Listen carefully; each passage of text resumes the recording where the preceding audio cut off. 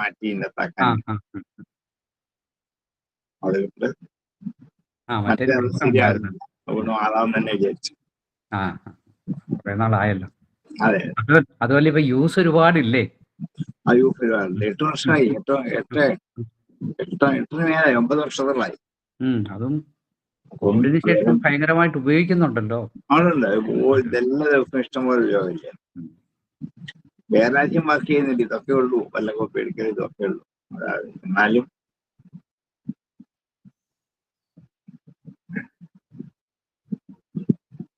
Recording തുടങ്ങി. തുടങ്ങാം.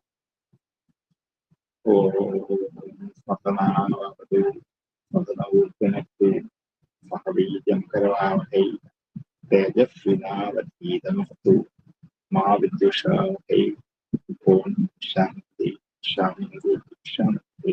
മതനീയരായ എല്ലാ പഠിതാക്കൾക്കും വിനീതമായ 8ാം അധ്യായം. ഇനി 13 എടുക്കണേ.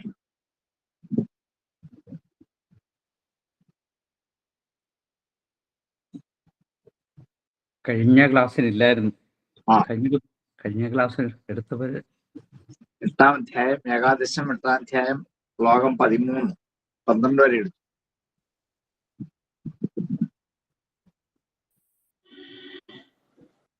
അടുത്ത 13ാമത്തെ പദാപി യുവതിയും ഭിക്ഷുന്ന അതായിരിക്കണ്ടേ. പദാപി യുവതിയും ഭിക്ഷുന്ന സ്പൃശേദാരവീമപി സ്പൃശൻ കരീവബദ്ധേത കരിണ്യ അംഗഭുംഗത. പദാപി കാലുകൊണ്ടുപോലും യുവതിയെ ഭിക്ഷു എന്ന സ്പൃശേദ, ഭിക്ഷു സ്പർശിക്കരുത്. ദാരവീയമതി, ദാരു കൊണ്ടുണ്ടാക്കിയതാണെങ്കിലും, ദാരവി എന്ന് വെച്ചാൽ ദാരുണ നിർമ്മിതം ദാരവി, മരം കൊണ്ടുണ്ടാക്കിയ സ്ത്രീരൂപമാണെങ്കിൽ പോലും ഭിക്ഷു കാലുകൊണ്ടുപോലും അത് സ്പർശിക്കരുത്. ദാരവിയും അഭിയുപതിയും പദാപി ഭിക്ഷു എന്ന സ്പർശേത്. സ്പർശനം കൊണ്ടാണ് സ്ത്രീ സംബന്ധമായ വികാരങ്ങൾ ഉത്തേജിക്കുന്നത്. അതുകൊണ്ട് അത് ഏതുപോലെയാണ്? സ്പൃശൻ കരീവ, ആനയെ പോലെ, കൊമ്പനാനയെ പോലെ ബന്ധേത ബന്ധിക്കപ്പെടും. കരിഞ്ഞ പിടിയാനയാൽ അംഗഭംഗത, അംഗഭംഗതം കൊണ്ട്, ശരീരച്ചേർച്ച കൊണ്ട് കൊമ്പനാന എന്ന പോലെ ബന്ധിക്കപ്പെടും. ശരീരസ്പർശം കൊണ്ടാണ് കൊമ്പനാന ഏതെങ്കിലും കുഴിയിലകപ്പെട്ട് നശിക്കാൻ ഇടവരുന്നത് പോലെ സ്ത്രീഭംഗം കൊണ്ടാണ് പുത്ര മിത്ര കളത്രാദികളായ സംസാരകൂപത്തിൽ വീണ്ടും നശിക്കും.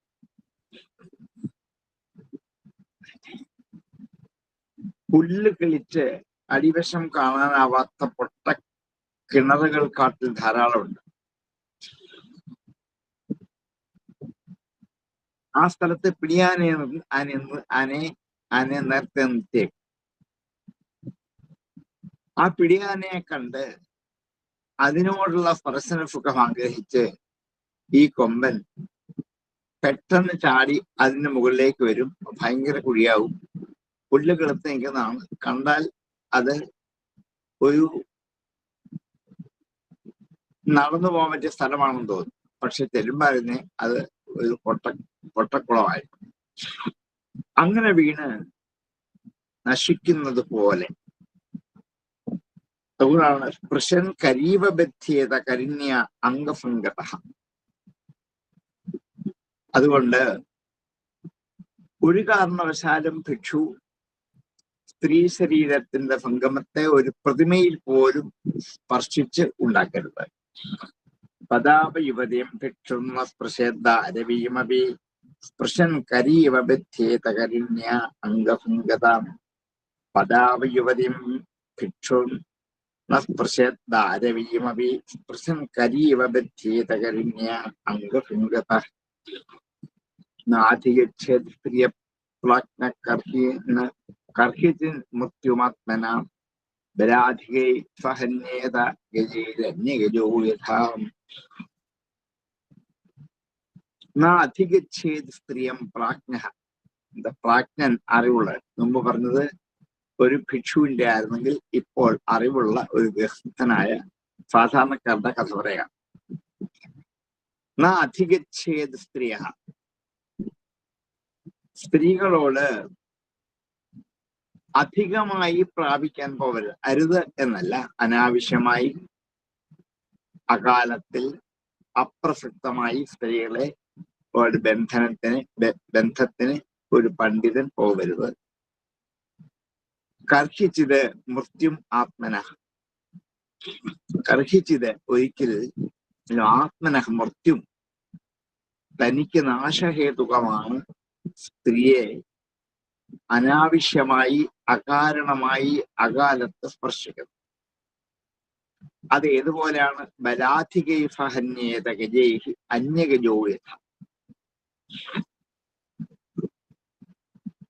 ബലാധികൈഹി അധികം ബലമുള്ളവരാൽ സഹന്യേത അവൻ കൊല്ലപ്പെടും. ഗജൈഹി ആനകളാൽ അന്യഗജോ യഥ.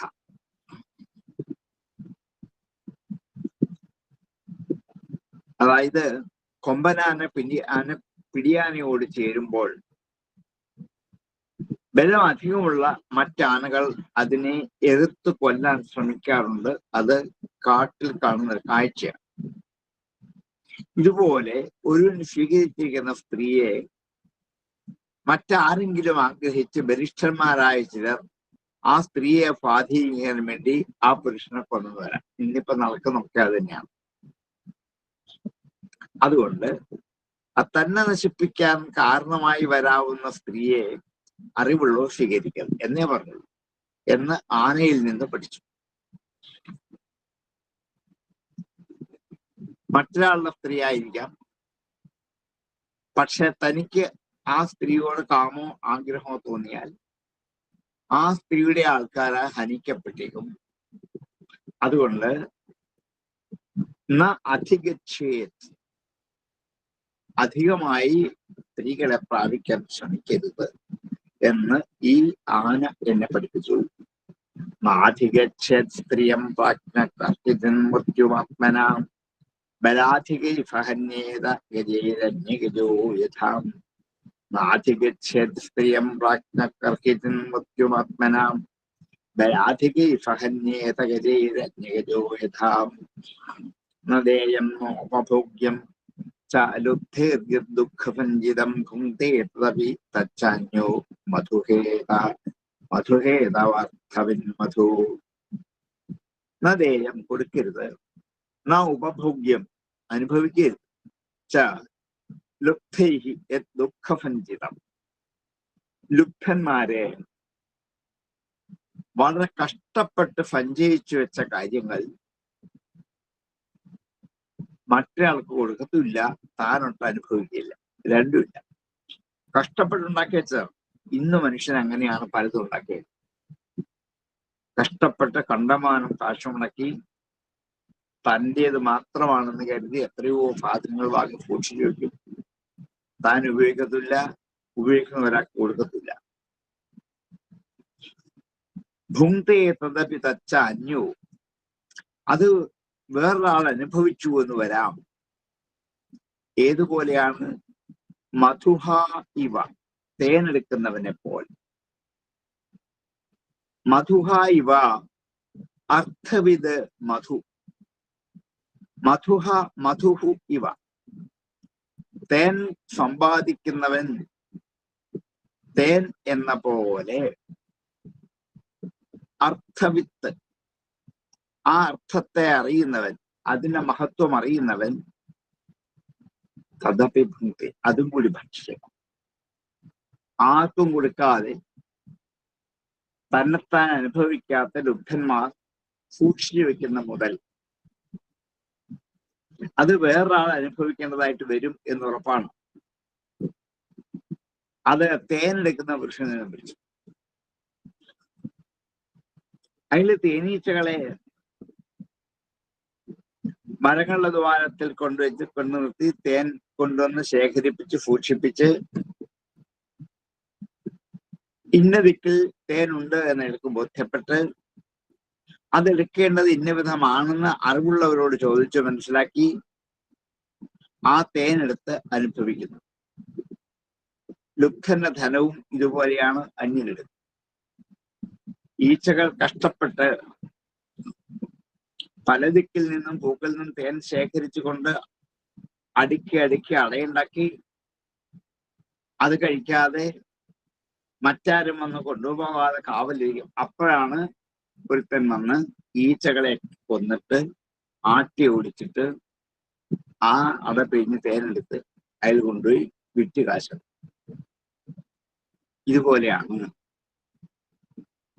ഈ പ്രപഞ്ച വിഭവങ്ങളൊക്കെ തനിക്ക് അനുഭവിക്കാനും മറ്റുള്ളവർക്ക് കൊടുക്കാനുമാണ്, വാരിക്കൂട്ടി വെച്ചേക്കാനുള്ളതല്ല എന്ന് ഈ തേനെടുക്കുന്നതിൽ നിന്ന് പഠിച്ചു.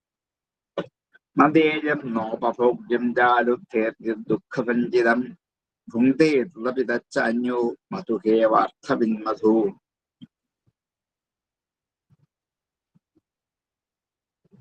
നദേയം നോപഭോഗ്യം ജലുദ്ധേർജ്യം ദുഃഖഭഞ്ജിതം ഭുങ്ക്തേ തദപിതച്ച അന്യോ മധുഹേവാർത്ഥവിന്മധു.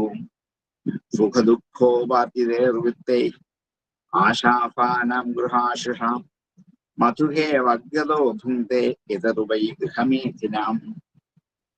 സുദുഃഖോപാർജിതൈ വിത്തൈ, വളരെ കഷ്ടപ്പെട്ട് ഉണ്ടാക്കി വെച്ച ധനം കൊണ്ട് ആശാഫാനാം ഗൃഹാശിഷ,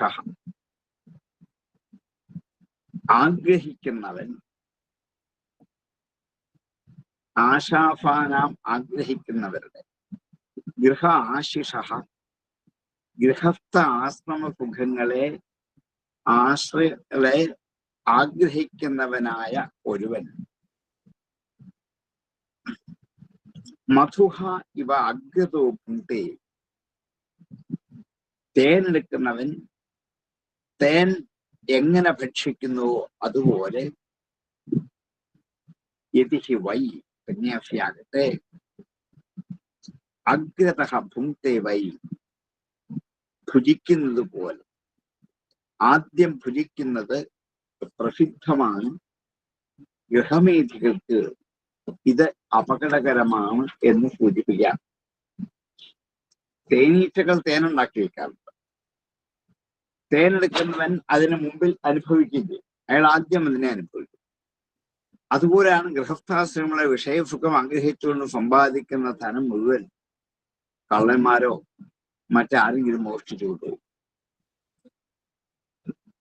ധനം ചെലവ് ചെയ്ത് തയ്യാറാക്കുന്ന ഭക്ഷണങ്ങളുടെ അംശം സന്യാസി ആദ്യമായി ഭക്ഷിക്കും.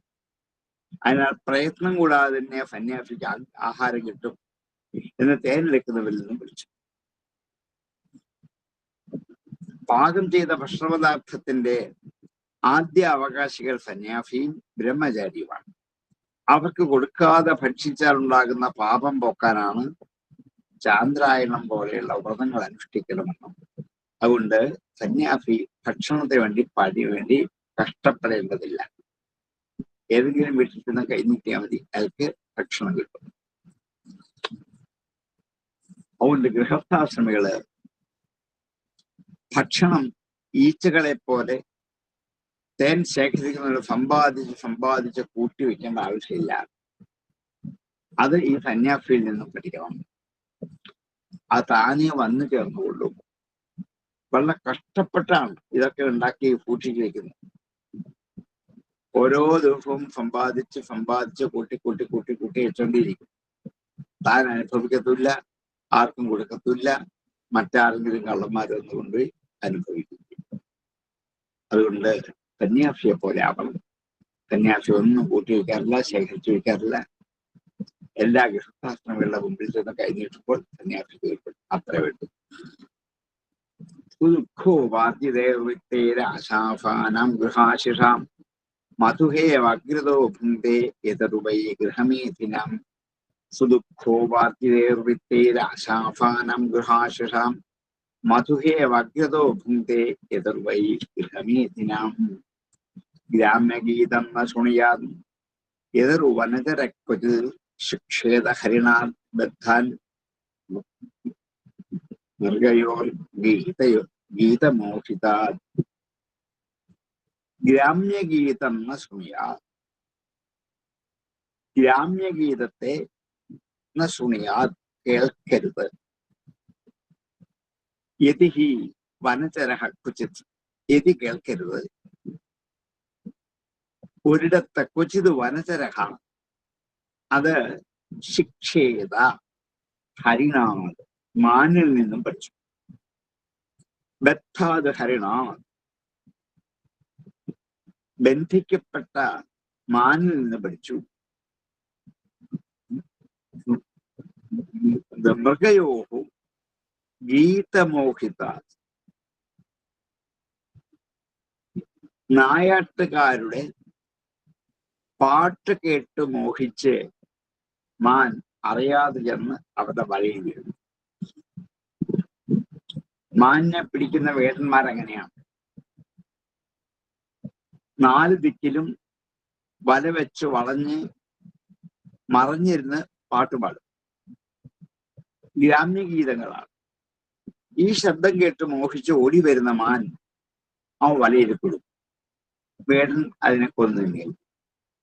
ഇതുപോലെയാണ് കാട്ടിൽ കൂടി സഞ്ചരിക്കേണ്ടവനായ സന്യാസി ഗ്രാമത്തിലിരുന്ന് ജനങ്ങളുടെ സംഗീതങ്ങൾ കേൾക്കരുത്, കേട്ടാൽ നശിക്കേണ്ടതാണ്. ഗ്രാമ്യഗീതം ന ശൃണുയാൻ യതരുവനചരക്വചിൽ ശിക്ഷേത ഹരിണാത് ബദ്ധാൻ മൃഗയോർ ഗീതമോഹിതാൻ. ഗ്രാമ്യഗീതം ന ശൃണുയാൻ യതരുവനചരക്വചിൽ ശിക്ഷേത ഹരിണാത് ബദ്ധാൻ മൃഗയോർ ഗീതമോഹിതാൻ. നൃത്തവാദിത്രഗീതാഞ്ജുഷൻ ഗ്രാമ്യാണി യോഷിതാം ആസാം ക്രീഡനകോ വശ്യാം ഋഷ്യശൃംഗോ മൃഗീസുതാം. സത്യവാദിത്രഗീതാനി, അവിടെ സത്യമല്ല, നൃത്യവാദിത്രഗീതാനി, നൃത്യങ്ങള്, വാദിത്രങ്ങൾ, ഗീതങ്ങൾ. നൃത്യങ്ങൾ നൃത്തഭേദങ്ങളാണ്. വാദിത്രം വാദ്യങ്ങളാണ്. ഗീതം പാട്ടുകളാണ്. ഇവയെ ജുഷൻ കേൾക്കുന്നവൻ, സേവിക്കുന്നവൻ. ഗ്രാമ്യാണി യോഷിതാം, ഗ്രാമ്യങ്ങളായ യോഷിതാം സ്ത്രീകളുണ്ട്.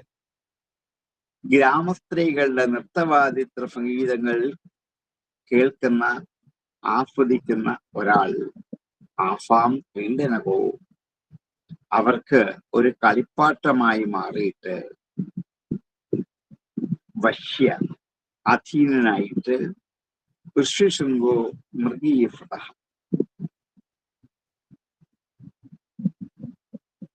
മൃഗീപുത്രനായ ഋഷ്യശൃംഗ മഹർഷി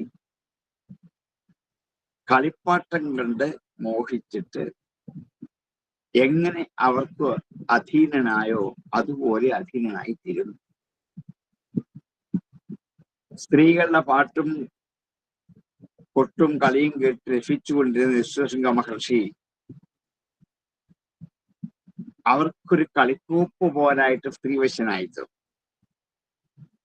അതുകൊണ്ട് രാഗാതിവൃത്തികളെ വർദ്ധിപ്പിക്കുന്നതാണ് നൃത്തഗീത ഗീതവാദിത്രങ്ങൾ. ഭഗവത് ഭക്തിയെ ജനിപ്പിക്കുന്ന ഗീതാ ഭാഗവതാദി ഭജനഗാനങ്ങൾ കേൾക്കാൻ വിരോധമില്ല. അത് ഭക്തിയെ വർദ്ധിപ്പിക്കുകയുള്ളൂ, വിരക്തി ഉണ്ടാക്കത്തേ ഉള്ളൂ, മറ്റത് ആസക്തി ഉണ്ടാക്കുന്നതാണ് എന്ന് സൂചിപ്പിക്കാനാണ് ഗ്രാമ്യഗീതം എന്ന് പ്രത്യേകം പറഞ്ഞത്. മറ്റ് ഗീതങ്ങൾ കേൾക്കാം. ഗ്രാമ്യഗീതങ്ങൾ കേട്ട് അവർക്ക് വശംവദനായി തീരും, ഋഷ്യശൃംഗനെ പോലെ എന്ന് ആ പഴയ കഥയെന്ന് ഓർപ്പിക്കുന്നു. നൃത്യവാദിത്രഗീതാനുജുഷൻ ഗ്രാമ്യാണി യോഷിതാം ആസാം ക്രീഡനഗോവശ്യ ഋഷ്യശൃംഗോ മൃഗീഫുതാം. സത്യവാദിത്രഗീതാനുജുഷൻ ഗ്രാമ്യാണി യോഷിതാം ആസാം ക്രീഡനഗോവശ്യ ഋഷ്യശൃംഗോ മൃഗീഫുതാം. ജിഹ്വയാതിപ്രമാധിന്യാം ജനോരഫവിമോഹിതാം മൃത്യുമുക്ഷത്യഫദ്ബുദ്ധൻ മീനസ്തു പിടിശേദ്യഥാം. ജിഹ്വയാ നാവുകൊണ്ട് അതിപ്രമാധിന്യ ഏറ്റവും മോഹിപ്പിക്കുന്ന പ്രമാധികളായ ജിഹ്വ കൊണ്ട് ജനോ രഫവിമോഹിത ജനങ്ങൾ രഫത്തിൽ വിമോഹിതരാകും. മൃത്യും വൃക്ഷതി മൃത്യുവിനെ പ്രാപിക്കുന്നു. അസദ്ബുദ്ധി അസത്തായ ബുദ്ധി കൊണ്ട് മീനസ്തു പിടിശേറിയത് മീന് ചൂണ്ടയുടെ അറ്റത്ത് കോർത്തിരിക്കുന്ന മാംസത്തെ ആഗ്രഹിച്ച മത്സ്യം പോലെ നാവിനെ തൃപ്തിപ്പെടുത്താൻ വേണ്ടി രസങ്ങളുടെ പുറകെ കൂടി നടക്കുന്ന വേഗി മത്സ്യത്തെ പോലെ നഷ്ടം. മീൻ ഇതിന്റെ രസം അനുഭവിക്കാൻ വേണ്ടിയാണ് ഓടിക്കൊത്താൻ വരുന്നത്. ഇതേപോലെ ഈ പ്രപഞ്ചത്തിൽ നമ്മെ കൊടുക്കാൻ വേണ്ടി എത്രയോ സ്വാദിഷ്ടമായ പരസ്യങ്ങൾ നമ്മുടെ ചുറ്റും നിറഞ്ഞു നിൽക്കുകയാണ്. നമ്മൾ അറിയാതെ കണ്ട് അതിൽ വശംവദരായി തീർന്ന് അതിലകപ്പെട്ട് നമ്മുടെ ധനവും മാന്യതയും നഷ്ടപ്പെടുത്താൻ ഇടയാകും. അവസാനം മരണത്തിലേക്ക് തന്നെ എത്തിച്ചേർത്തേക്കാം എന്ന് ഈ ചൂണ്ടലിൽ കോർത്ത മാംസം ഭക്ഷിക്കുന്ന മീനുകൾ എന്നെ പഠിപ്പിച്ചു. ജിഹ്വയാതി പ്രമാധിന്യാജനോരഫ വിമോഹിതാം മൃത്യുമുക്ഷത്യഫദ്ബുദ്ധ മീനസ്തു പിടിശേര്യഥാം. ജിഹ്വയാതി പ്രമാധിന്യാജനോരഫ വിമോഹിതാം മൃത്യുമുക്ഷത്യഫദ്ബുദ്ധ മീനസ്തു പിടിശേര്യതാം. ഇന്ദ്രിയാണി ജയന്ത്യാശു നിരാഹാരാമനീഷിണാം വർജയിത്വാ ദുരഫനം നിരന്നഫ്യവർദ്ധതേ. ഇന്ദ്രിയാണി ജയതി ആശു ഇന്ദ്രിയങ്ങൾ ജയിക്കുന്നു പെട്ടെന്ന്. നിരാഹാരാഹ മനീഷിണ ഭക്ഷണത്തെ ഉപേക്ഷിക്കുന്ന മനീഷികൾ പണ്ഡിതന്മാർ ഇന്ദ്രിയങ്ങൾ ജയിക്കാൻ പറ്റും. വർജയിത്വാതു രഫനം നാവിനെ ഒഴിച്ചുള്ള ഇന്ദ്രിയങ്ങൾ ജയിക്കാൻ പറ്റും, വേഗത്തിൽ ജയിക്കാം. നിരന്നഫ്യ വർദ്ധത അതാകട്ടെ അന്നമില്ലാത്തവന്റെ ആ രഫമാകട്ടെ വർദ്ധിക്കുക തന്നെ ചെയ്യും. ഏറ്റവും ഉപേക്ഷിക്കാൻ വിഷമമുള്ളത് നാവിനെയാണ്. അതുകൊണ്ട് ഭക്ഷണം ഉപേക്ഷിച്ചാൽ ബാക്കി എല്ലാ ഇന്ദ്രിയങ്ങളെയും ജയിക്കാം. അതുകൊണ്ടാണ് വ്രതത്തിൽ ഭക്ഷണത്തിന് പ്രാധാന്യം കൊടുക്കുന്നത്. നാനാജാതി മതസ്ഥരും വ്രതം അനുഷ്ഠിക്കുമ്പോൾ ഭക്ഷണം ഒരു പ്രധാന വിഷയമായി അവർ മിതം പാലിക്കും, ഒരിക്കലാകും, അല്ലെ ഭക്ഷണം കഴിക്കാതിരിക്കും. അതുകൊണ്ട് ഇന്ദ്രിയങ്ങളെ ജയിക്കാൻ പറ്റും, നിയന്ത്രിക്കാൻ പറ്റും. അതുകൊണ്ടാണ് വിദ്വാൻമാരായ ചിലര് ആഹാരം ഉപേക്ഷിച്ച് ഒന്നുകിൽ പകല് മുഴുവൻ അല്ലെങ്കിൽ രാത്രിയും പകലും അങ്ങനെ എന്ത് ചെയ്യാറുണ്ട്? ആഹാരം ഉപേക്ഷിക്കുന്നു എല്ലാ മനുഷ്യരും. എന്നാൽ നാവെന്ന ഇന്ദ്രിയത്തെ ജയിക്കാൻ പട്ടിണി കിടന്നുകൊണ്ട് മാത്രം കഴിയില്ല. ആഹാരമില്ലാതായാൽ എല്ലാ ഇന്ദ്രിയങ്ങളുടെയും ശക്തി ക്ഷയിക്കും, നാവിന്റെ രസജ്ഞാന ശക്തി വർദ്ധിക്കുകയും ചെയ്യും. അതുകൊണ്ട് രസത്തിൽ മനസ്സിരുത്താതെ ശരീര നിർവഹണത്തോളം മാത്രമേ ജിഹ്വയാതിരിക്കൂ. അതിന് ലാളിക്കരുതെന്ന് സാരം. പ്രാണവൃത്തി കൊണ്ട് സന്തോഷിക്കണം. ഭക്ഷണത്തെയോ നാവിനെയോ ലാളിക്കരുത് എന്ന് പറയാൻ വേണ്ടിയിട്ടാണ്. ഒരു ദിവസം മുഴുവൻ ഭക്ഷണം കഴിക്കാതിരുന്നാലും ആ ഭക്ഷണം കഴിക്കണം എന്നുള്ള ത്വര, ആ രസം ആസ്വദിക്കാനുള്ള നാവിന്റെ ത്വര വിട്ടുപോയില്ല. അത് കാത്തിരിക്കും. അതുകൊണ്ട് ആ ഭക്ഷണത്തെയോ നാവിന്റെ രസത്തെയോ അമിതമായി ലാളിക്കരുത്. കുറേശ്ശെ വിട്ടുകൊടുത്ത് അതിൽ നിന്ന് വിരക്തി സമ്പാദിക്കാൻ നോക്കണം. ഇന്ദ്രിയാണി ജയന്ത്യാശു നിരാഹാരാമനീഷിണാം വർജയിത്വാ ദുരഫനം തൻ നിരന്നഭ്യവർദ്ധതേ. ഇന്ദ്രിയാണി ജയന്ത്യാശു നിരാഹാരാമനീഷിണാം വർജയിത്വാ ദുരഫനം തൻ നിരന്നഭ്യവർദ്ധതേ. താവജ്ജിതേന്ദ്രിയോ ന സ്യാത് വിജിത അന്യേന്ദ്രിയ പുമാൻ ന ജയേത് രഫനം യാവത് ജിതം സർവം ജിതേരഫം ജിതേരഫേ. താവത് ജിതേന്ദ്രിയോ ന സ്യാത്, വിജേന്ദ്രിയൻ ആകുന്നതുവരെ. താവത് ജിതേന്ദ്രിയോ ന സ്യാത് വിജിത അന്യ ഇന്ദ്രിയ പുമാൻ, മറ്റുള്ള ഇന്ദ്രിയങ്ങളെ ജയിച്ചിട്ടുള്ള പുരുഷൻ ന ജയേത് രഫനം, രഫനത്തെ ജയിക്കുന്നില്ലെങ്കിൽ യാവജ്ജിതം സർവം ജിതേരഫേ. യാവജ്ജിതം എത്ര കാലം ജയിച്ചാലും, ജിതേരഫേ രഫനെ ജയിച്ചാൽ സർവം ജിതം എല്ലാം ജയിക്കപ്പെടും. മറ്റിന്ദ്രിയങ്ങളെയൊക്കെ ജയിച്ചാലും നാവിനെ ജയിക്കാൻ പറ്റാത്തവൻ ജിതേന്ദ്രിയനല്ല. നാവിനെ ജയിക്കാൻ തന്നെ ശ്രമിക്കണം, എന്നാൽ എല്ലാം ജയിച്ചതുപോലെ ആകും എന്നർത്ഥം. താവത് ജിതേന്ദ്രിയോ ന സ്യാത് വിജിത അന്യേന്ദ്രിയ പുമാൻ ന ജയദ്രഫനം യാവത് ജിതം സർവം ജിതേരഫേ.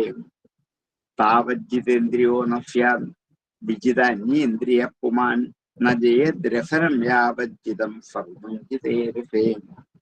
പിങ്കളാ നാമ വേശ്യാഫീത് വിദേഹനഗരേ പുരാം തസ്യാമേ ശിക്ഷിതം കിഞ്ചൻ നിബോധന പരന്തനാം. ഈ ഒരു കഥയിലേക്ക് എന്താ കിടക്കാണ്.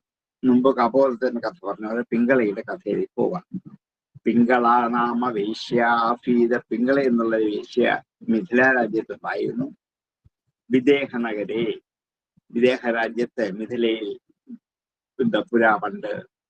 തസ്യാഹ അവളിൽ നിന്നും മേ ശിക്ഷിതം ഞാൻ പഠിച്ചു. കിഞ്ചിത് നിബോധ പ്രബന്ധന, അതെന്താ പഠിച്ചതെന്ന് അല്ലയോ രാജകുമാര കേട്ടോളൂ, ഞാൻ പറയാം. പിങ്കളയിൽ നിന്ന് ഞാൻ കുറച്ചു കാര്യം പഠിച്ചു. എന്താ പഠിച്ചതെന്ന് പറയാൻ പോവാം. പിങ്കളാ നാമ വേശ്യാഫി വിദേഹനഗരേ പുരാം തസ്യാമേ ശിക്ഷിതം കിഞ്ചിത് നിബോധ പ്രബന്ധനാം. ഏകദാ കാന്തം സങ്കേത ഉപനേഷ്യതി അഭൂത്കാലേ ബഹദ്വാരേ വിഭ്രതി രൂപമുത്തമം.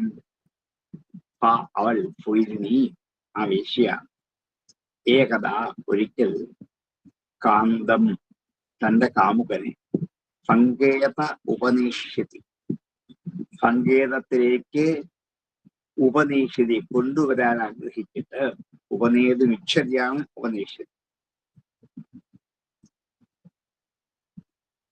ആഗ്രഹിച്ചിട്ട് അഭൂത് ഭവിച്ചു, കാലേ ബഹിർദ്വാരി കാലമായപ്പോൾ, അതിനുള്ള സമയമായപ്പോൾ, ബഹിർദ്വാരി വാതിലിന്റെ എന്താണ് അവിടെ പഠിക്കൽ, ബിഭ്രതി രൂപമുത്തമം, ഉത്തമമായ രൂപം ധരിച്ച് അവിടെ തന്നെ നിന്നു. അവൾ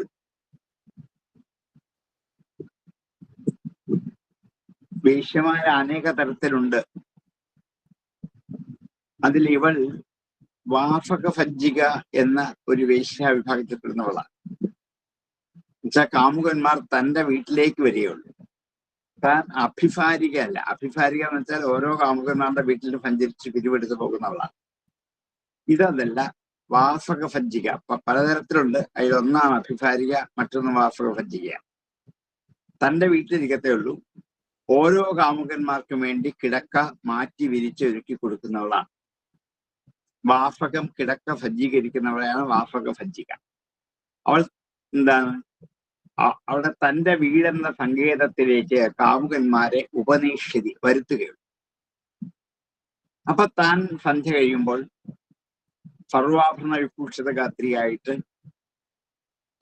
തന്റെ വീടിന്റെ വാതിലിന്റെ വെളിയിൽ കാമുകന്മാരെ കാത്തിരിക്കും. ഫൈരണ്യകഥാകാന്തം സങ്കേത ഉപനേഷ്യതി അഭൂത്കാലേ ബഹുദ്വാരി ബിഭ്രതി രൂപമുത്തമം. ഫൈരണ്യകഥാകാന്തം സങ്കേത ഉപനേഷ്യതി അഭൂത്കാലേ ബഹുദ്വാരി ബിഭ്രതി രൂപമുത്തമം. മാർഗേ ആഗച്ഛതോ വീക്ഷ്യ പുരുഷർഷഭ താൻ ശുക്താൻ വിത്തവതക്കാന്താൻ മേനർത്ഥകാമുകാഹം. മാർഗ ആഗച്ഛതോ വീക്ഷ്യ, വഴിയിൽ കൂടി വരുന്ന ഓരോ പുരുഷന്മാരെയും നോക്കും. കണ്ണുകൊണ്ട് നോക്കി അവരെ തന്റെ അടുത്തേക്ക് ആകർഷിച്ച് വശീകരിക്കും. എന്നിട്ട് താൻ ശുൽക്കദാൻ വിത്തവത, ധനമുള്ളവരും ശുൽക്കം കൊടുക്കാൻ കഴിവുള്ളവരും. ശുൽക്കം സ്ത്രീക്ക് കൊടുക്കുന്ന ധനമാണ്. ഇവളുമായി കുറച്ചു സമയം വേഴ്ച ബന്ധം അനുഭവിച്ചു പോരുന്നതിന് അങ്ങോട്ട് ഇവൾക്ക് കാശ് കൊടുക്കാം. ശുൽക്കദാൻ വിത്തവത കാന്താൻ, അങ്ങനെയുള്ള കാന്തന്മാരെ മേനെ വിചാരിച്ചു അർത്ഥകാമുകാഹം, ധന ആഗ്രഹിക്കുന്ന കാമുകന്മാരാണ് അവരെന്നൊക്കെ വിചാരിച്ചു. വേശ്യയ്ക്ക് ധനത്തിലാണ് ആഗ്രഹം. അതുകൊണ്ടാണ് വഴിയിൽ പോകുന്ന പുരുഷന്മാരെയൊക്കെ നോക്കിക്കൊണ്ടിരിക്കുന്നത്.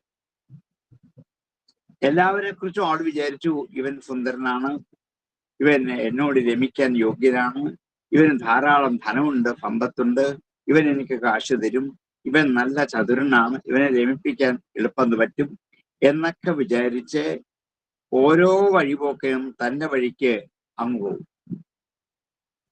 കാണുമ്പോ മുതൽ ഈ വിചാരവികാരത്തോടെ അവൾ വാതിപ്പ് നോക്കിയിരിക്കും. അയാൾ പോകും. കുറച്ച് കഴിയുമ്പോൾ വേറൊരാൾ വരും, അയാളെ കുറിച്ച് ഇങ്ങനെ വിചാരിക്കും.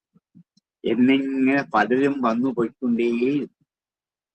മാർഗ ആഗച്ഛതോ വീക്ഷ്യ പുരുഷർഷഭാം താൻ ശുൽക്കദാൻ വിത്തവതക്കാന്താൻ മേ നേർത്ഥകാമുകാം.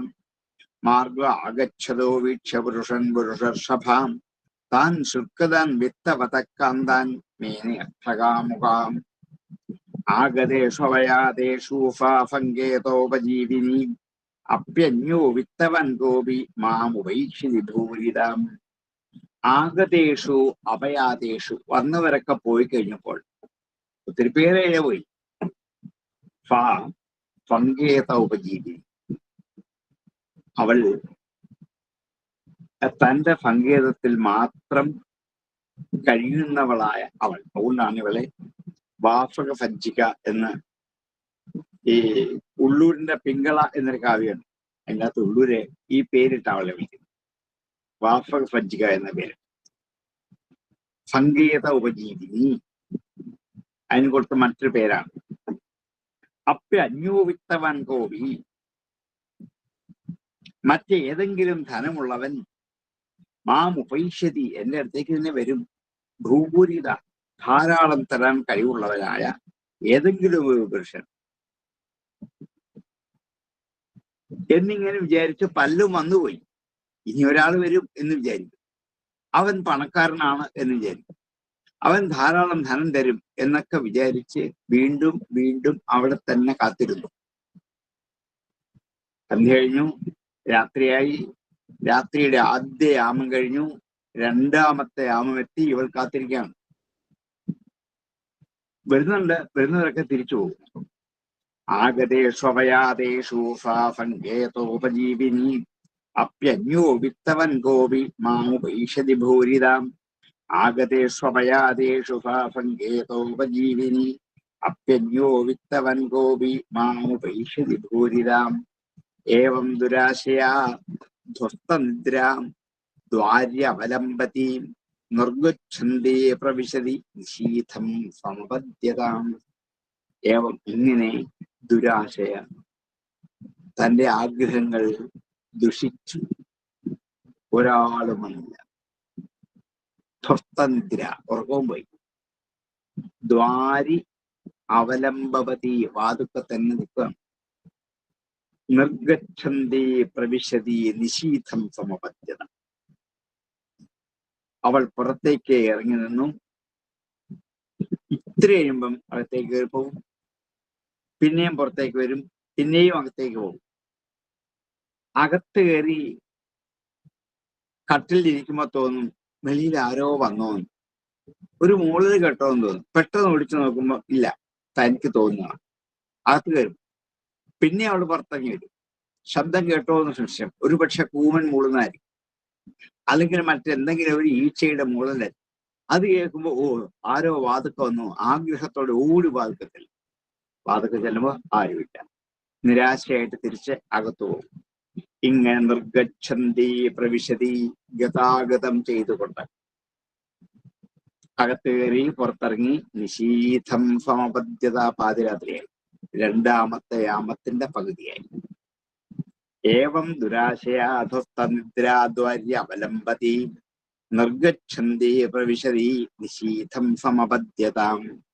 ഏവം ദുരാശയാ ധ്വസ്തനിദ്രാദ്വാര്യ അവലംബതി നിർഗച്ഛന്തി പ്രവിശതി നിശീഥം സമപദ്യതാം. സഫ്യാവിത്താശയാം ശുഷ്യദ്വക്ത്രായ അധീനചേതസാം നിർവേദ പരമോജജ്ഞേ ചിന്താഹേതു സുഖാവഹാം.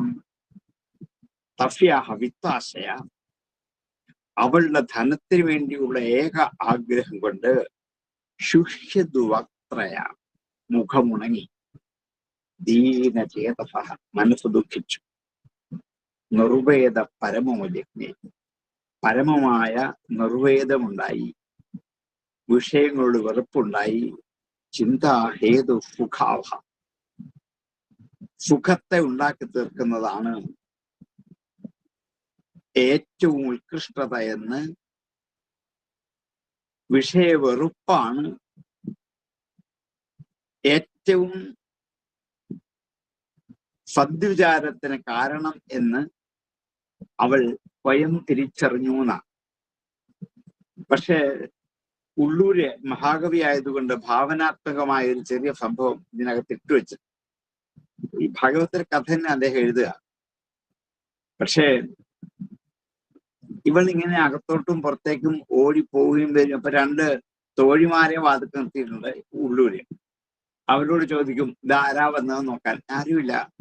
തമ്പുരാട്ടിക്ക് തോന്നുകയാണ് ആരെല്ലാം വന്നത്. അല്ല, അച്ഛൻ നോക്കൂ, ഇല്ല, ആരുമില്ല. അപ്പൊ എന്താണ് ആരും വരാത്തത്? കുണ്ടികയ്ക്ക് ഏതിളവെങ്ങാനുമുണ്ടല്ലോ, കൊണ്ടിടാം വിത്തമായി വായ്പയാർക്കും, കൊണ്ടിടാം വായ്പയായി വിത്തമാർക്കും. അവളുടെ ഒരു കമന്റാണ്. കാശ് കയ്യിലില്ലെങ്കിൽ ഹുണ്ടിക ബാങ്ക് ഉണ്ടല്ലോ, അവിടെ കയറി ലോൺ എടുത്തോണ്ട് പോന്നാ പോരെ. കൊണ്ടിടാം വായ്പയായി വിത്തമാർക്കും. ഹുണ്ടികയ്ക്ക് ഏത് ഇളവ്? ബാങ്കിന് എന്താ ഇളവാ ഉള്ളത്? മുക്കിനുണ്ട്. ഇങ്ങോട്ട് വരുമ്പം എന്ത് ചെയ്താ ഇത്തിരി പലിശ കൊടുത്താൽ മതി, ആരെങ്കിലും കാശ് കൊടുക്കും. എന്താ വിഷമം? എന്താ ഇവരാരും വരാത്ത എന്നിങ്ങനെ വരാത്തതിന്റെ കാരണങ്ങളെ ഉള്ളൂർ മനോഹരമായി ആവിഷ്കരിക്കുന്നുണ്ട് ആ കാവ്യം. അങ്ങനെ ആരും വരാതായപ്പോൾ ഇവൾ തിരിച്ചു വന്ന് തന്റെ കട്ടിലിരുന്ന് ചിന്താനിമഗ്നയായി. കാശ് കിട്ടാത്തതിന്റെ വിഷമം, ഉറക്കം വരാത്തതിന്റെ വിഷമം, താൻ അണിഞ്ഞിരുങ്ങിയത് വെറുതെ ആയെന്നുള്ള ചിന്തൽ പല തരത്തിൽ അവളെ വിഷമിപ്പിച്ചു. അപ്പോൾ യാദൃച്ഛികമായും ഭിത്തി തൂക്കിയിരുന്ന ഫീതയുടെ, ശ്രീരാമന്റെ ഫീതയുടെ ഒരു ഫോട്ടോ ഉണ്ടായി. അത് മിഥിലയിലെ എല്ലാ വീടുകളിലും നിർബന്ധമാണ്, ഈ ഫോട്ടോ വേണം എന്നുള്ളത്. അങ്ങനെ അവളെ തൂങ്ങിപ്പോയത് അവൾക്ക് ആഗ്രഹം ഉണ്ടായിട്ടല്ല. അത് പെട്ടെന്ന് എന്തോ ഒരു പല്ലി ചാടി ആ ഫോട്ടോ താഴെ വീണ് തന്റെ കട്ടിലാണ്. അതിന്റെ ചില്ലൊടഞ്ഞ് അതവിടെ കിടക്കുന്നത് കണ്ടപ്പോൾ സീതയെക്കുറിച്ച് ഓർമ്മിച്ചു. ഈ ഓർമ്മയാണ് വിരക്തി ഉണ്ടാവാൻ കാരണം എന്ന് ഉള്ളൂർ മനോഹരമായ വിരക്തിക്ക് ഒരു കാരണം കാണിക്കുന്നുണ്ട്. ഭാഗവതക്കാരനേക്കാൾ സുന്ദരമായി നമുക്ക് പെട്ടെന്ന് ഒരു ടിപ്പ് കിട്ടിയെങ്കിൽ മാത്രമേ അങ്ങോട്ട് ചിന്ത മാറ്റിയെടുക്കാൻ പറ്റൂ. ഉള്ളൂര് വെറുതെ ഇവരാരും വരാത്തോണ്ട് നിരാശയായി എന്ന് ഭാഗവതകാരൻ പറഞ്ഞുള്ളൂ. അതിനുള്ളൂര് മനോഹരമായ ഒരു കാഴ്ച ദ്രവ്യം ഉണ്ടാക്കി വെച്ചിട്ടുണ്ട്. ഈ ഫോട്ടോ താഴെ വീണ് ഉടഞ്ഞത് പെട്ടെന്ന് അവൾ സീതയെ കുറിച്ച് വിചാരിച്ചു. ചാരിത്രസിദ്ധിയുള്ളവളാണ്, ഇതാണ് സ്ത്രീയുടെ സമ്പത്ത്, ഇതാ അവർക്ക് എന്ത് സുഖമാണ് എന്നുള്ള വിചാരത്തിലേക്ക് പോയപ്പോൾ അവൾ വിരക്തെ. തസ്യാ വിത്താശയാശുഷ്യദ്വക്ത്രായാദീനചേതസാം നിർവേദ പരമോ ജജ്ഞേ ചിന്താഹേതു സുഖാവഹാം. തസ്യാ വിത്താശയാശുഷ്യദ്വക്ത്രായാദീനചേതസാം നിർവേദ പരമോ ജജ്ഞേ ചിന്താഹേതു സുഖാവഹാം. തസ്യാ നിർവിണ്ണചിത്തായ ഗീതം ശൃണുയഥാ മമ നിർവേദ ആശാവാശാനാം പുരുഷസ്യേഥാഖ്യസി. നിർവിണ്ണചിത്തായ, അങ്ങനെ അവൾ വൈരാഗ്യമുള്ള മനസ്സുള്ളവളായിട്ട് മാറുന്നു, വിരക്തി വന്നവളായി. തസ്യാഹ, അവളുടെ ഗീതം, പാട്ടിനെ, ശൃണു യഥാ മമ, എങ്ങനെയെന്ന് എന്നിൽ നിന്ന് കേൾക്കൂ. നിർവേദ ആശാപാശാനാം, ആശാപാശങ്ങൾക്ക്, ആശയാകുന്ന ബന്ധനങ്ങൾക്ക്, നിർവേദം വൈരാഗ്യം, അഫിഹി യഥ വാളിന് തുല്യമാണെന്ന് നിശ്ചയമാണ്. ഹി അഫിഹി, വൈരാഗ്യം കൊണ്ട് മനഃശുദ്ധി വന്നവൾ ഒരു പാട്ട് പാടി. ആ പാട്ടിന്റെ ഭാരം പറയാം, കേൾക്കുക. എന്താണ്? ആശാപാശങ്ങൾ മുറിച്ചു കളയാൻ വൈരാഗ്യം എന്ന വാളിന് തുല്യമാകുന്നു എന്ന്. പുറമേയുള്ള ശത്രുക്കളെ വാളുകൊണ്ട് ജയിക്കാം, ഉള്ളിലെ ശത്രുവായ ആശയെ ജയിക്കാൻ വൈരാഗ്യം എന്ന വാളുകൊണ്ടേ പറ്റത്തുള്ളൂ. അതിനുപകരിക്കുന്നതാണ് ഇവളുടെ ഗീതം. തസ്യാ നിർവിണ്ണചിത്തായാഹം ഗീതം ശൃണു യഥാ മമ നിർവേദ ആശാപാശാനാം പുരുഷസ്യേഥാഖ്യസി. തസ്യാ നിർവിണ്ണചിത്തായ ഗീതം ശൃണു യഥാ മമ നിർവേദ ആശാപാശാനാം പുരുഷസ്യേഥാഖ്യസി. നഹ്യംഗാജാത നിർവേദോ ദേഹബന്ധം ജിഹാഫതി യഥാ വിജ്ഞാനരഹിതോ മനുജോ മമതം നൃപാം. നഹ്യംഗജാത നിർവേദോ, ഹേ അംഗ എന്നുള്ളത് സംബോധനയാണ്. നഹി അംഗ ജാത നിർവേദ എന്നാണ് വാക്ക്. നിർവേദമുണ്ടായത്, വൈരാഗ്യമുണ്ടായത്. ന ഹി അംഗ, അംഗ എന്നുള്ള സംബോധനയാണ്. അംഗനായ, ആര്യനായ ഹി രാജാവേ, ജാത നിർവേദ, നഹ്യംഗ അജാത നിർവേദ, വൈരാഗ്യം ഉണ്ടാകാതിരിക്കുന്നവൻ ദേഹബന്ധ ജിഹാഫതി, അവൻ ദേഹബന്ധത്തെ ഉപേക്ഷിക്കില്ല. യഥാ, ഏതുപോലെ എന്നാൽ വിജ്ഞാനരഹിതോ മനുജോ മമത നൃപ, അറിവില്ലാത്തവരായ മനുഷ്യൻ മമത എന്ന ഭാവത്തെ ഉപേക്ഷിക്കില്ല. അതുകൊണ്ട് ഹേ പൂജ്യനായ രാജാവേ, വൈരാഗ്യം ഉണ്ടാകാതിരുന്നാൽ ദേഹം ബന്ധകാരണമാണ്. ആശാപാശത്തെ ഉപേക്ഷിക്കാനുള്ള ആഗ്രഹം പുരുഷനുണ്ടാകില്ല. വിശേഷജ്ഞാനമില്ലാത്ത മനുഷ്യൻ എന്റെ നിന്റെ എന്ന ഭേദബുദ്ധികൾ ഒരിക്കലും വിടില്ല. വൈരാഗ്യം നിമിത്തമേ വിജ്ഞാനം ഉണ്ടാവുകയുള്ളൂ. അപ്പോൾ മമത നശിക്കും. അതിനാൽ ഇവളുടെ ഗാനഭാരം കേൾക്കേണ്ടതാണ് എന്ന് പറഞ്ഞ് പിങ്കളയുടെ പാട്ടുപാടുകയല്ല, പാട്ടിന്റെ ഭാരം താഴെ പറയാൻ പോവാം. ഇവിടെ എന്താണ്, ഉള്ളൂര് ഈ പിങ്കളെ പിറ്റേ ദിവസം രാവിലെ തൊട്ടടുത്തുള്ള ശ്രീരാമൻ ക്ഷേത്രത്തിൽ അതിമനോഹരമായ പൂമാല കോർത്ത് ഭഗവതി ഗൃഹത്തെ ചാർത്തി താൻ ഭക്തയായി മാറി എന്ന് പ്രഖ്യാപിച്ചുകൊണ്ടാണ് ആ കാവ്യം തീരുക. പിങ്കളെ എന്ന ചെറിയ ഖണ്ഡകാവ്യ. നഹ്യംഗാജാത നിർവേദോ ദേഹബന്ധം ജിഹാഫതി യഥാ വിജ്ഞാനരഹിതോ മനുജോ മമതാം നൃപാം. നഹ്യംഗാജാത നിർവേദോ ദേഹബന്ധം ജിഹാഫതി യഥാ വിജ്ഞാനരഹിതോ മനുജോ മമതാം നൃപാം. പിങ്കളോ വാചി. ഇനി പിങ്കള പറഞ്ഞു കേൾക്കാം. അഹോ മേ മോഹവിതതിം പശ്യതി അവിജിതാത്മനഃ യാ കാന്താദഫത കാമം കാമയേ യേന ബാലിശാം.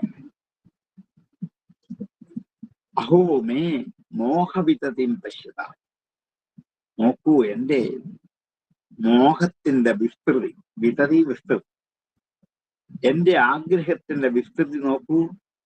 അവിജിതാത്മനഃ, മനസ്സിനെ ജയിക്കാത്ത എന്റെ മോഹത്തിന്റെ വിസ്താരത്തെ നിങ്ങൾ നോക്കൂ. അഹോ മേ മോഹവിതതിം പശ്യത അവിജിതാത്മനഃ മേ മോഹവിതതിം പശ്യത. യാ അഹം, യാതൊരു ഞാനാണ്, കാന്താത് അസതഃ, നിസ്സാരനായ ഈ പുരുഷന്മാരിൽ നിന്നും കാമത്തെ, കാമയെ ആഗ്രഹിക്കുന്നു. ഏന ബാലിശ, ബാലിശയായ ഞാൻ നിസ്സാരമായ പുരുഷന്മാരിൽ നിന്ന് കാമത്തെ ആഗ്രഹിക്കുന്നു.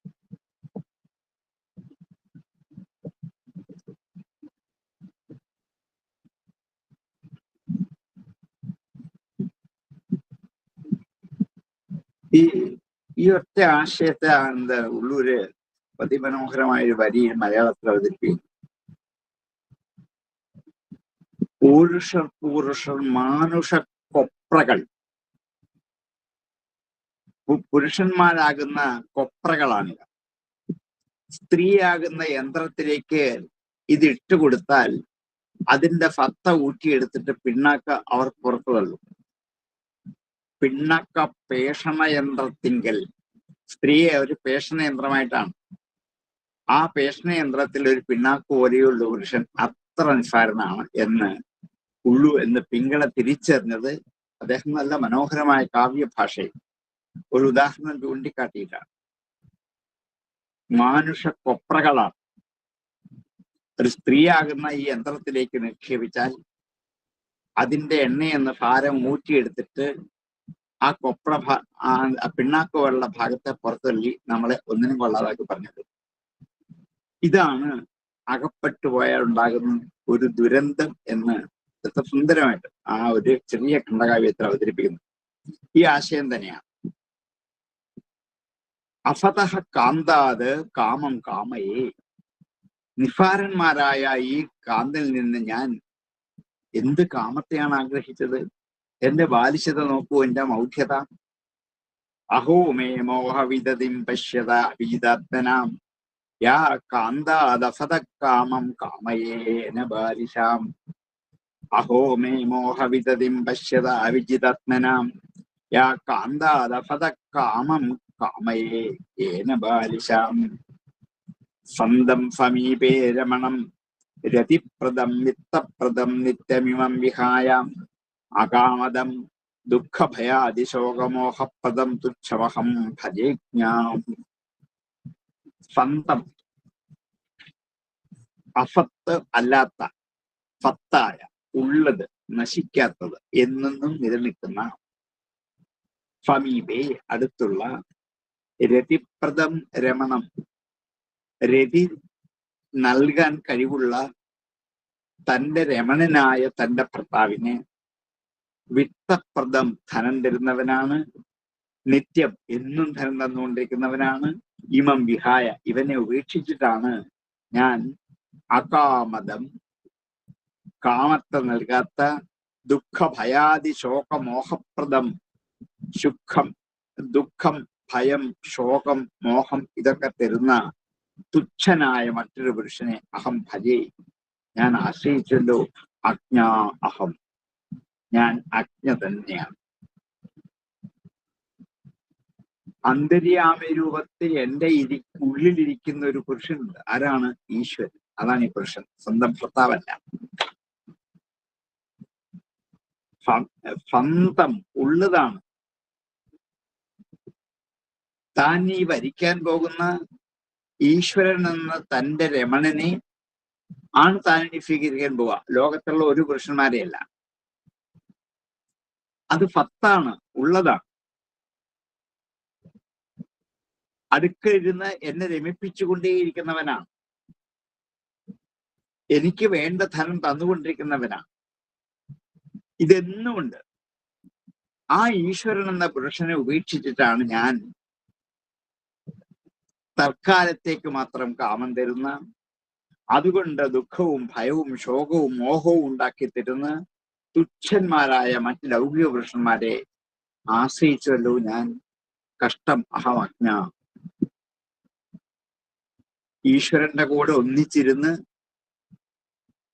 എന്നെ എപ്പോഴും രമിപ്പിച്ച് പരമാനന്ദ ഭാഗരത്തിലേക്ക് എന്നെ എത്തിച്ച് ലക്ഷ്മീപതിയായ ഐശ്വര്യം നൽകുന്ന ആ ഭഗവാനെ കൂടി ഞാൻ മറന്നു കഴിഞ്ഞു. വിട്ടുപോകാൻ ആഗ്രഹിക്കുന്ന, ധനമില്ലാത്ത ശോകമോഹം നൽകുന്ന തുച്ഛരായ എത്ര ചെറുപ്പക്കാരെയാണ് ഞാൻ ആഗ്രഹിച്ച. കഷ്ടം. സ്വന്തം സമീപേ രമണം രതിപ്രദം വിത്തപ്രദം നിത്യമിമം വിഹായാം അകാമദം ദുഃഖഭയാതിശോകമോഹപ്രദം തുച്ഛമഹം ഭജേജ്ഞാം. സ്വന്തം സമീപേ രമണം രതിപ്രദം വിത്തപ്രദം നിത്യമിമം വിഹായാം അകാമദം ദുഃഖഭയാതിശോകമോഹപ്രദം തുച്ഛമഹം ഭജേജ്ഞാം. അഹോ മയാത്മാ പരിതാപിതോർധാം സ്വാങ്കേത്യവൃത്യാം അതിവിഗഹ്യവാർത്തയാ സ്ത്രൈണനരാധർഷോ അനുശോച്യത് ക്രീതേന വിത്തം രതിമാത്മനേക്ഷതി. അഹോ കഷ്ടം. മയാ എന്നാൽ ആത്മാ പരിതാപിതോ വൃഥ. എന്റെ ആത്മാവിനെ ഞാൻ വെറുതെ ദുഃഖിപ്പിച്ചവൻ. ലൗകിക മോഹങ്ങളുടെ പുറകെ പാഞ്ഞിട്ട് ധനം വേണം, തുച്ഛമായ പൗരുഷ സുഖം, അത് മാറി മാറി കിട്ടിക്കൊണ്ടേയിരിക്കണം എന്നിങ്ങനെ ഞാൻ വെറുതെ ആഗ്രഹിച്ച് ദുഃഖിച്ചു പോയല്ലോ. കഷ്ടം.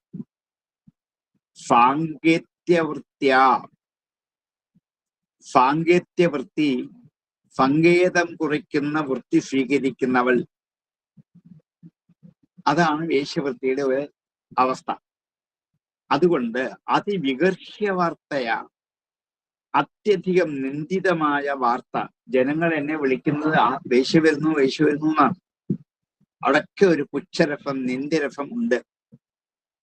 സ്ത്രൈണാൻ നരാത്, സ്ത്രീയിൽ ആഗ്രഹമുള്ള, നരാത് മനുഷ്യരിൽ നിന്നും, യാ അർത്ഥദൃശോ അനുശോച്യാത്, അർത്ഥത്തിൽ ആശയുള്ളവനും സ്ത്രീയിൽ ആഗ്രഹമുള്ളവനും അനുശോചിക്കേണ്ടവനുമായ ഒരു മനുഷ്യനിൽ നിന്ന്, സ്ത്രൈണാത് അർത്ഥദൃശോ അനുശോച്യാത് നരാത് ക്രീതേന വിത്തം, അവനാൽ ഒരു വ്യാപാരമായി നൽകുന്ന ഈ വിത്തത്തെ, ഈ ധനത്തെ വിറ്റതായ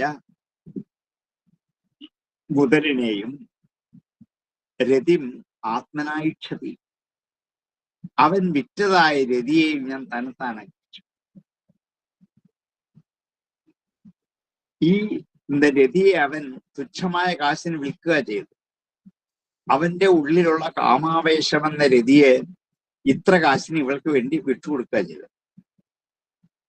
അങ്ങനെ ക്രീതേന വിത്തം രതിം ആത്മനായിക്ഷതി,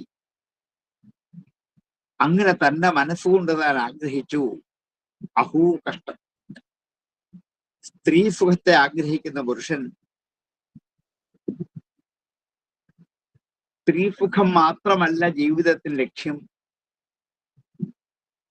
അങ്ങനെ ആഗ്രഹിക്കുന്ന പുരുഷനോട് ചേർന്നാൽ നിന്ദിക്കപ്പെടും. അർത്ഥാശയോടുകൂടി നടക്കുന്ന ആ പുരുഷന്മാരെ ആശ്രയിച്ചാൽ തൽക്കാലത്തേക്കുള്ള ധനം തരും, അത്ര മാത്രമേ ഉള്ളൂ.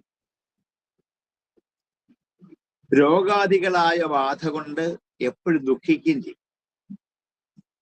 അവനോട് ചേരുന്ന കൊണ്ട് ഈ ദുഃഖമേ ഉണ്ടാവുള്ളൂ, സുഖം ഉണ്ടാവില്ല. പല പല പുരുഷന്മാരുമായി സംബന്ധം ഉണ്ടാക്കുന്നതുകൊണ്ട് രോഗം ഉണ്ടാകുക മാത്രമേ ഉള്ളൂ, സുഖം ഉണ്ടാവില്ല. സുഖം ഉണ്ടാകുമെന്ന് ആഗ്രഹിച്ചാണ് ഞാൻ ഇങ്ങനെയൊക്കെ ചെയ്യുന്നത്. ശരീരരക്ഷയ്ക്ക് വേണ്ട ധനം സമ്പാദിക്കാം എന്ന് വിചാരിച്ചാണ്. അതിന് എത്രയോ വഴിയുണ്ട്.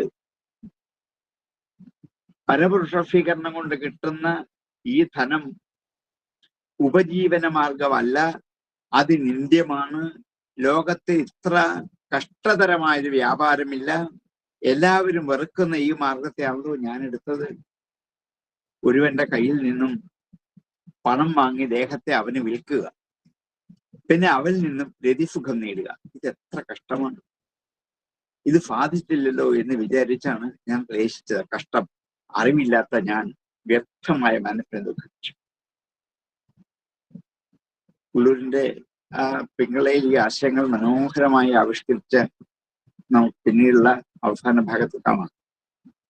അഹോ മയാത്മാ പരിതാപിതോ വൃഥാം സാങ്കേത്യവൃത്യാദിവിഗർഹ്യ വാർത്തയാം ശ്രൈണന്നരാദ്യ അർത്ഥദർശോ അനുശോച്യാത് േന വിത്തം പ്രതിമാത്മനേക്ഷതീം. അഹോ മയാത്മാ പരിതാപിതോ വൃഥാം സാങ്കേത്യവൃത്യാദിവിഗർഹ്യ വാർത്തയാം സ്ത്രൈണന്നരാദ്യ അർത്ഥദർശോ അനുശോച്യാത് േന വിത്തം പ്രതിമാത്മനേക്ഷതീം. ഇനി ഇത് നീണ്ട ഒരു ഗാനമാകുന്ന പ്രഭാഷണമാണ്. അത് എൻ്റെ ഒരു 42 ശ്ലോകം വരെയുണ്ട്. 10 ശ്ലോകത്തോടുണ്ട്. അത് എങ്ങനെ ഒരു മനുഷ്യന് വിരക്തി ഉണ്ടാകാം എന്ന് വിസ്തരിച്ചു വിന്യസിക്കുന്ന ഒരു മനോഹരമായ ഗീതത്തെ ഗദ്യമാക്കി മാറ്റി അദ്ദേഹം ആവിഷ്കരിക്കുന്നതാണ്. അത് നമുക്കിന്ന് തീരില്ല, നമ്മുടെ സമയങ്ങളായിരിക്കണം. നമുക്ക് ഇന്ന് ഉപസംഹരിക്കാം. അടുത്ത ശ്ലോകം മുതൽ അടുത്ത ദിവസം ആവാം. സംശയം ഉണ്ടെങ്കിൽ ആർക്കിനും ചോദിക്കാം, അല്ലെങ്കിൽ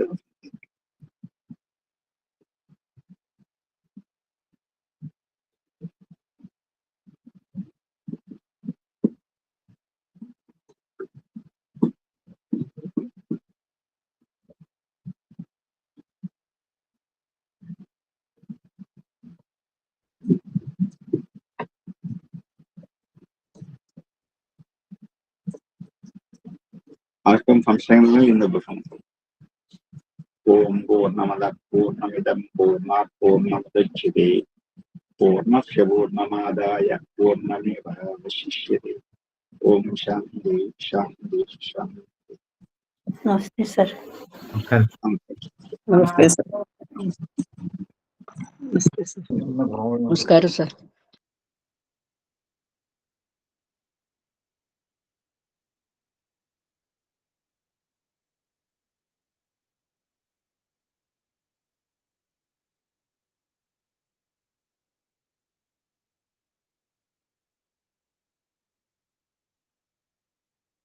नमस्कार सर।